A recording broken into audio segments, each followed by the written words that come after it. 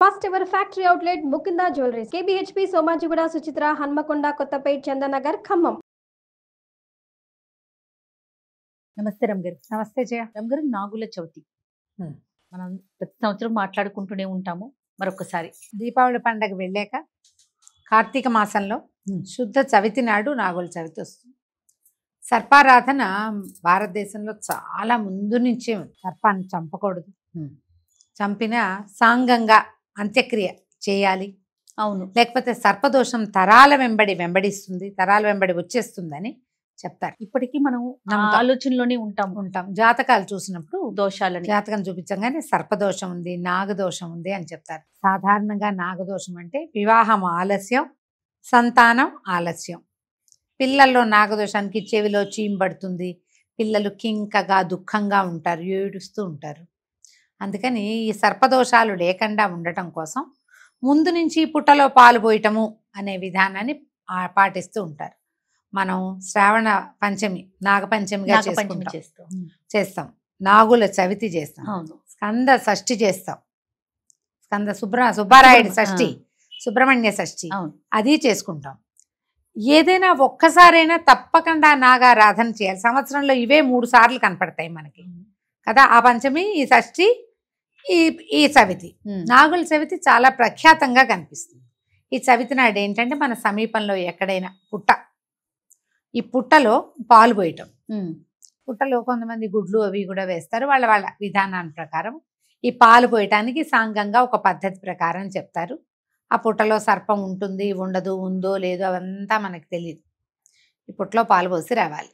అయితే ఈ పుట్ట ఉంది కదా, ఈ పుట్టని సాధారణంగా చీమలు అవి పెడతాయి. ఒక రకమైన పురుగు కూడా పుట్టని తొలిచి ఇట్లా కోపులుగా పోస్తుంది, పుట్ట పోసుకొచ్చేస్తుంది కదా. వాటి మట్టి పరమసారవంతమైన మట్టిగా ఉంటుంది ఆ పుట్టమన్ను. ఆ మట్టిని తెచ్చి చెవులకు పెట్టుకుంటాం. చెవికి పెడితే ఏంటంటే చెవికి సంబంధించిన బాధలు తగ్గుతాయి అంటారు. ఈ సర్పాలదో ఆ పురుగులదో వాటి యొక్క లాలాజలం కలుస్తుంది ఆ మట్టిలో. అది చాలా రకాల సమస్యలకి సమాధానంగా ఉంటుంది. అందుకని పుట్టమన్ను పెట్టుకోవాల్సిందే, ఇదొక నియమంగా ఉంటుంది. అయితే ఈ ఆరాధన ఎట్లా చేస్తారు, ఇంట్లో ఉంటే చేయాలంటే సాధారణంగా అంతే, మన ఇళ్లలో ఉంటే చేసుకోవాలి. ఇళ్లలో లేకపోయినా కూడా చెయ్యొచ్చు, తప్పులేదు. ఓ సంవత్సరం చేసి 2వ సంవత్సరం మానేస్తే కొంపనిపోతుంది, అలా ఏం లేదు. అవకాశాన్ని బట్టి చేసుకోవటం. పుట్ట సహజంగా ఏర్పడిన పుట్ట కనుక ఉంటే అది విశేషం. ఇప్పుడు ఆ పుట్ట లేదు మన చుట్టుపక్కల ఎక్కడ, దేవాలయాల్లో సుబ్రహ్మణ్య ప్రతిష్టలు కనపడతాయి, చక్క సుబ్రహ్మణ్యాలు కనిపిస్తారు కదా, జంట నాగులు, అక్కడ కూడా పాలు పోసుకోవచ్చు. పుట్ట అన్నిటికంటే స్వాభావిక పుట్టే చాలా విశేషంగా చెప్తారు.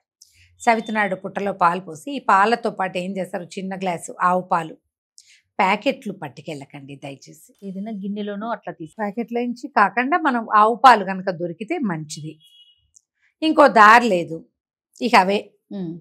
దాన్ని ఏదైనా ఒక చిన్న టిఫిన్లోనో డబ్బాలోనో చెంబులోనో పోసుకొని పట్టుకెళ్ళండి. ప్యాకెట్లు చింపి పోసి ఆ ప్యాకెట్లు అక్కడ పారేసి అలాంటి పనులు చేయబోకండి. ఇవి దీంతో పాటుగా చిమ్మిరి, చలిమిడి 2 చేసుకుంటాం. అవును, చిమ్మిరి చేస్తారు. చిమ్మిరి అంటే నువ్వులు దంచి బెల్లం వేసి చిమ్మిరి, తర్వాత బియ్య పిండి, ఒక పాలు చుక్క, కాస్త నెయ్యి, తర్వాత బెల్లము వేస్తే కొంతమంది అరటిపండు కూడా వేస్తారు. అలవాటు బట్టి అంత చలిమిడి ఇంత చిమ్మిరి చేస్తారు. ఈ తర్వాత బియ్య పిండి ఒకటి పట్టుకెళ్తారు, ముగ్గేస్తారు. బియ్య పిండి కూడా పోస్తారు పాలతో పాటు. ఏం చేస్తారు, నూకలు ఇస్తాం, రూకలు ఇస్తావా, పాలు పోస్తాం, పాపడిని ఇస్తావా, ఇవ్వమని కోరుతామన్నమాట. ఈ స్వామిని సర్పాన్ని నూకలు ఇస్తాం, రూకలు ఇవ్వు అంటే మేము నీకు ఇంత నూకలు బియ్యపిండి ఇస్తాము, మాకు డబ్బు ఇవ్వు. సర్పం, ఆ సర్పారాధన వల్ల సంతానమే కాకుండా ధనయోగం కూడా పడుతుందని చెప్తారు. అప్పుడు పుట్ట దగ్గరికి పిల్లలు వస్తారు, వాళ్ళని ఏం చేయబోక అని దండం పెట్టుకుంటాం. పిల్లలు మరి ఇప్పుడంటే మనకి అపార్ట్మెంట్లు వచ్చేసినాయి, ఇళ్ళు వాకిళ్ళు చిన్నవైపోయినాయి, రోడ్ల మీద ఎక్కడ సర్పాలు ఉండే అవకాశాలు లేవు. పూర్వం అట్లా ఉండేది కాదు. పూర్వం అంతా పల్లెటూళ్ళల్లో కొంచెం సమర్థం లేకపోతే అక్కడ సర్పాలు చేరిపోయేవి. పుట్టలు పెడితే పుట్టల నిండా పాములు ఉండేవి. ఈ పొలాలకి నడిచి వెళ్తుంటే పాములు వెంబడబడేవి, చూసేవి, కనపడేవి, ఇళ్లలోకి వచ్చేవి. అవును, ఊర్ల పక్కన బాటల పక్కనంతా చెరువుల దగ్గర పాములు ఉండేవి. కప్పల కోసం పాములు వచ్చేస్తాయి, ఎలుకల కోసం పొలాల్లో పాములు వస్తాయి. మరి ఇప్పుడు ఇవన్నీ చోట్ల సర్పాలు ఉన్నప్పుడు ఆ సర్పాన్ని ఆరాధించి మమ్మల్ని జాగ్రత్తగా చూడు అని అడగాలి కదా. ఖచ్చితంగా. మనం ఏం చేస్తాం, వృక్షానికి పూజ చేస్తాం, మాకు నీడెవ్వు, చెట్టు ఇవ్వు, కొమ్మ ఇవ్వు, నీడెవ్వు అని అడిగి, పువ్వు కాయ పిందె ఎలాగూ ఇస్తావు, దాంతోపాటు నీడెవ్వు, నువ్వు ఎండిపోతే నీ కట్టెలు మాకు ఇవ్వు అని వృక్షాన్ని ఆరాధిస్తాం. అలాగే సర్పాన్ని కూడా, ఈ సర్పం ఉంటేనే ఈ పొలాల్లో ఎలికలకి వాటికి సర్పాలు అవసరం, గాదెల్లోకి చేరతాయి ఒక్కొక్కసారి, అలాంటి ఉంటాయి కదా. ఇలా ఇన్ని చోట్లకి జరిగి ఆ గాదెల్లో ఉన్న ఎలికల కోసం ఇళ్లలోకి వచ్చేస్తాయి. అప్పుడు మరి పిల్లా జల్లా చిన్నపిల్లలు అప్పుడు ఎట్లా? అందుకని ఈ సర్పాన్ని కూడా ఆరాధించి మమ్మల్ని రక్షించమని కోరుకోవటం. దానికి అర్థమవుతుందా, దానికి తెలుస్తుందా అంటే ఇప్పుడు నీకు ప్రశ్నలు వచ్చినాయి, ఇది వరకు ప్రశ్నలు తెలియదుగా. అవును, అప్పుడు తెలియదు కదా. సర్పం దైవంతో సమానం, నాగులు ఒక జాతి, దైవ జాతి. ఇప్పుడు దేవతలు వీళ్ళందరూ ఎలాగా కశ్యప ప్రజాపతికి పుట్టారో, కశ్యప ప్రజాపతి యొక్క సంతానమే నాగులు. అవును, వాళ్ళ వంశానికి చెందినవే ఇప్పుడు మనం చూసేటువంటి రకరకాల సర్పాలు, అంటే దైవ జాతి కదా. అవును, అంచేత తప్పకుండా వారిని పూజించవలసిందే. మీకు అలవాటు ప్రకారం ఆరాధన చేసుకోండి. ఇంట్లో కూడా ఒక చిన్న కలుగులాగా బియ్యపిండితోటి ఒక గోడకి పెట్టి బియ్యపిండిని చిన్న కలుగు చేసి దాంట్లో చిన్న సర్పం బొమ్మ చేసి లోపల పెడతాం. లేదా మన దగ్గర ఏదైనా వెండి పడగలు ఉంటాయి, కొందరు ఇళ్లలో అట్టు పెట్టుకుంటారు, చిన్న వెండి పడగ పెట్టడం, దాని చుట్టూతో ఇట్లా పుట్టలాగా చేయటం, దానికి హోల్ చేసి అందులోంచి పాలు కాసిని పోసుకోవటం, పోసుకుని సాంగంగా ఉపచారాలు 4 సమర్పించి నమస్కారం చేసుకోవటం. అరటిపళ్ళు, టెంకాయలు అవి సమర్పిస్తాం. కొన్ని చోట్ల దీపాలు పెట్టరు, నాగుల చవితి నాడు దీపారాధన ఉండదు, మా ఇళ్లలో ఉండదు. మేము పుట్ట దగ్గర కూడా దీపం పెట్టం, అసలు మా వాళ్ళు పుట్టకే వెళ్ళరు. మా ఇంట్లో అందరూ ఇక్కడే ఇళ్లలోనే పోసుకుంటారు. ఎవరికైనా మొక్కుబళ్ళు ఉంటే పుట్టకు వెళ్తాం, లేకపోతే ఇంక ఇంట్లో పోసుకోవటమే. ఆహారం కూడా ప్రత్యేకమైన నియమాలు పాటిస్తాం. ఈ పుట్టగలో పాలు పోయటము, తర్వాత ఏం చేయాలి, తరిగిన కూర తినకూడదు. అవును, తరగకూడదు కూరలు, పొట్లకాయలు లాంటివి తినకూడదు, కూరలు తరగకూడదు. చీకటి పడ్డాక పాము పడుకుంటుంది కాబట్టి ఇంకా చీకటి పడ్డాక ఆహారం స్వీకారం చేయకూడదు.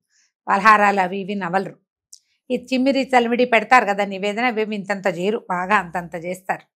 అవే తిని ఉపవాసం చేస్తారు.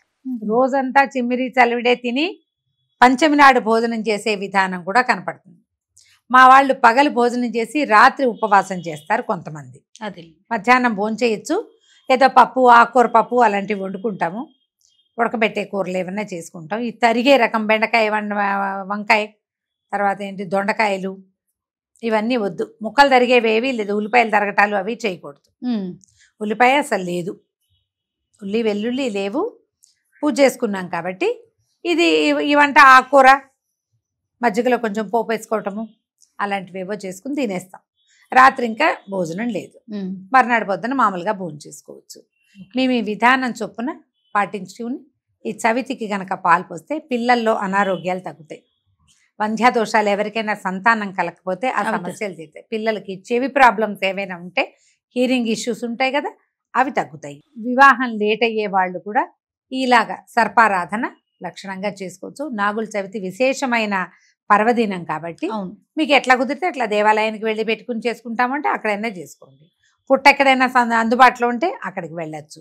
ఇవి రెండూ లేకపోతే ఇంట్లోనే చక్కగా కలుగులాగా పెట్టుకుని పోసుకుని దండం పెట్టుకోవచ్చు.